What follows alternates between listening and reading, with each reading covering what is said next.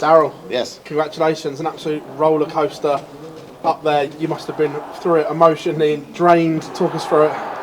No, honestly, it was alright. I was prepared. As I say, back home, I thought to myself, Rob Cross will never give up, even if I get in front. But for me, it was like when I was practicing at home, if I go behind, I've got to be that person that comes back. And yeah, no, whenever I got there and I got in front, I thought to myself, just kind of stay there. And then whenever I went 9-8 up, and it was actually a diabolical leg. I think I threw 15 yards and one treble. But I was mentally ready whenever I went to the final stages, and that's what got me. That's what got me through at the end. But you two have had some absolute battles over the years, especially here. When you've let that lead slip, do you think back to those moments before? No, I was all I said to myself, don't panic, because I don't even remember what happened all them years ago. All I remember is looking at 3 darts with double 12 to make it like 17 all, and I missed it, and then he beat me. And to be honest, I was like, I thought that if I could get over that game, I think I could win the tournament. But yeah, no, I mean, it just shows you. And all I know is that he played the next day and he was 10-0 up. Is that right? 9, I think. 9. Well, that's how much interest I had the next day. But no, honestly, Rob Cross, one of the greatest players, and he's still improving. And he's up there now. I don't know, what is he, number 5 in the world, number 6 in the world. And he's one of the best players to beat, and I beat him. So it just shows me that I still got it, even though I'm doing it now. I think this is my 8th year here now in the match play. I still got it, and I can still roll with the best. See you limping around there. Have you done yourself an injury up there? Yeah, I don't know. It was the first set or the second set. I pulled my calf somehow, my left leg. But a good job that's when it steadied me up. If it was my right leg, I would have been bothered. But no, it's really sore, so I don't know what's happened to it. But I'm sure whenever I got a couple of days off now, I'll be alright, because I'm not one of these people that goes, oh no, look at me, and feel sorry for me, and I just move on. And if it's like this on Tuesday, whenever I play again, it's like that, I'll just battle on, because all I need is my right leg to be good and my right arm to be good, and we're all good. I see a very intriguing question mark on your shirt as well. What's the story behind it? Do you want to ask Matthew Ward? No, it's one of them ones that he goes, we're going to do this, because I says we're like a sponsor short. So I thought to myself, I said, you need to do something, and then he's done this. But I thought he only done it on like social media, and then he posted it up and goes, would you like to be the sponsor here on the shirt? And he's looking at me funny now. And then I opened the shirt tonight, because it's like brand new. Literally 5 minutes before I was about to walk on the door, and I go, Matt, I think she's made a mistake here. She's put this on. I said, what's this all about? And he goes, no, you're going to go up and do that, and then if we can get a sponsor, we can get a sponsor. So that's what it's about. It's not like I'm the Joker or the Batman or anything. I'm definitely not. I'm not as Riddler. Definitely not as funny as Jim Carrey. Daryl, congratulations. Cheers, Paul.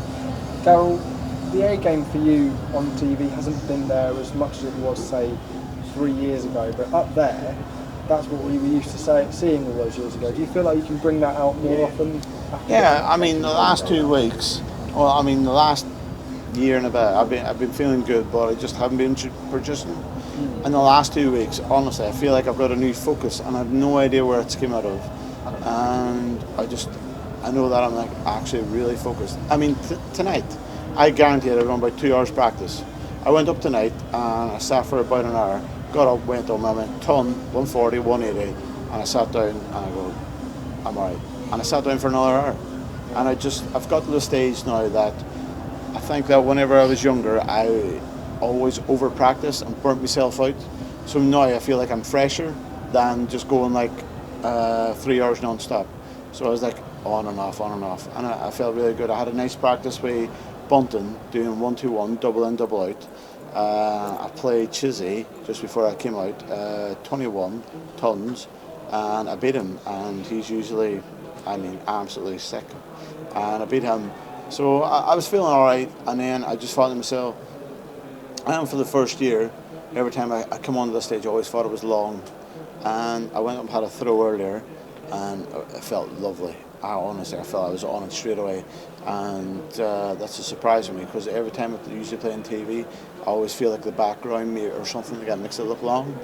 So I was loving my life. How much do those little moments matter? Because you need to be at peak performance, not just physically but mentally, going onto that stage in these big occasions. Yeah, well, as I said, I was like, I've never beat like a row cross or somebody that's in top 5 or top 6 in the world. I've never ever hammered them.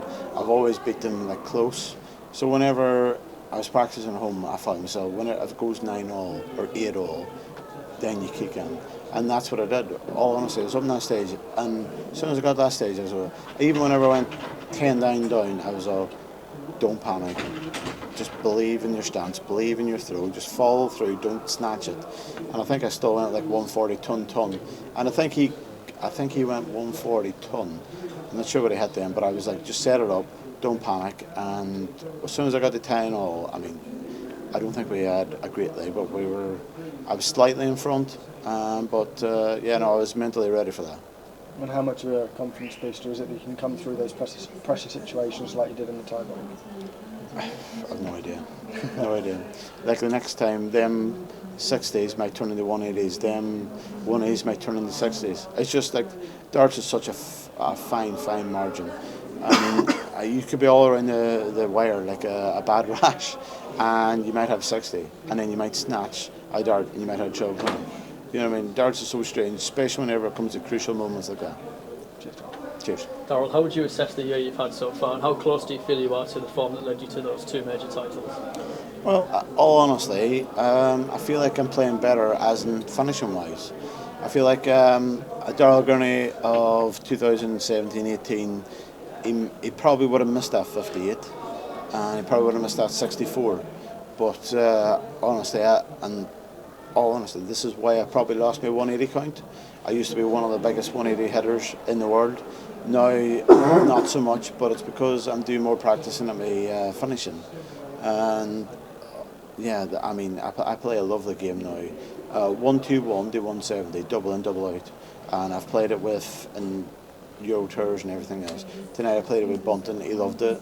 Euro Tours I've done it with John Henderson, Kim Hybricks, Dimitri, Van Gerwen, and somebody else I'm missing, and they all loved it because it was something different. Because 1-2-1 normal is like it's more or less easy, but I'm gonna get lackadaisy. But you got to concentrate. Sometimes, like even something simple as like if you're playing double in, double out in 1-4-3, tops doesn't help you. Even though you're a tops player, you have to go 36, give yourself a 107 for the ball and all that kind of stuff. But just small improvements, because obviously we all knew for the years that my weakest point was my doubles, and I'm trying to improve that. And obviously, if you're practicing more finishing than your trebles, your 180s is going to take a hit. But they're still there and thereabouts. So if I can get the 180s back and keep my percentage of doubles up, I could be a threat. Cheers, well played. Cheers, pal. Thanks. 95 average and 63% on the doubles. You mentioned a couple practice games with the fellas. Is that kind of the preparation to get to that point today? Yeah, I mean, it doesn't matter if it's a pro tour, a European tour, or a TV major. I try and do the same basics. As I say, double in, double out, 1-2-1. And sometimes I'll do 80 to 100 finish, but you've got to take it out there and then. But I've been concentrating a lot. Because, as I say, I think there was a lot of games years ago, whenever I was at my best, that I lost on missing, like, even songs, like 3 darts at a double. And I know sometimes under pressure it's easy done, but there were sometimes I literally did not threaten the double. So for me, I've been trying to improve on that side of the game, and I'm trying to keep up the 180s. But obviously, as I say, I think one year maybe I was one of the highest 180 hitters in the Premier League, but I've lost that scoring ability. But I've still got a lot of 140s and 137s and 128s in me. I'm still trying. I haven't given up on the dream of winning another major, but that's what gets me out of bed in the morning. Yeah, you showed a little emotion up there, giving it a go on certain occasions. I think that was the Gurney of old. Does it feel like you have to do that to keep yourself going, momentum-wise? I mean, years ago I was probably more nasty than I am now. It's more like giving the big one for relief, maybe say. But no, there are some times that I mean, I was very focused before that game started. We even bowled up and Rob went bull, I went bull, and then I went outside and he went 25. You know what I mean? But I knew, even from then, he knew I was up for that game. But darts are getting more and more difficult. And even though this is like my 10th year in the PDC, 8th year here in the match play, I'm still doing all right for a person that's, for me, overachieving. Last question for you. Good friend Dave Chisnell or Gary Anderson next? Any preference, any preparation you're going to have to do for those two fellas? Well, Dave's an unknown. Dave Chisnell can absolutely destroy anybody. So, yeah, if I have to play Dave, I'll play Dave. But Gary Anderson obviously doesn't like playing me on this stage for whatever reason that is. And if whoever it is, I'm not going to say I want Dave, I'm not going to say I want Gary, because if I say that, next thing in, whatever, I'm looking down the barrel, 8-2, I'm thinking, that wasn't a wise decision to say that in an interview, because I give them extra motivation. But yeah, whoever wins, the best player will win, and it will be a great game. It will be a massive 180 game. But I can sit back now, have a lovely drink of my water, and see who wins. Well, good luck to you. Thanks for chatting with us. Cheers. Thanks.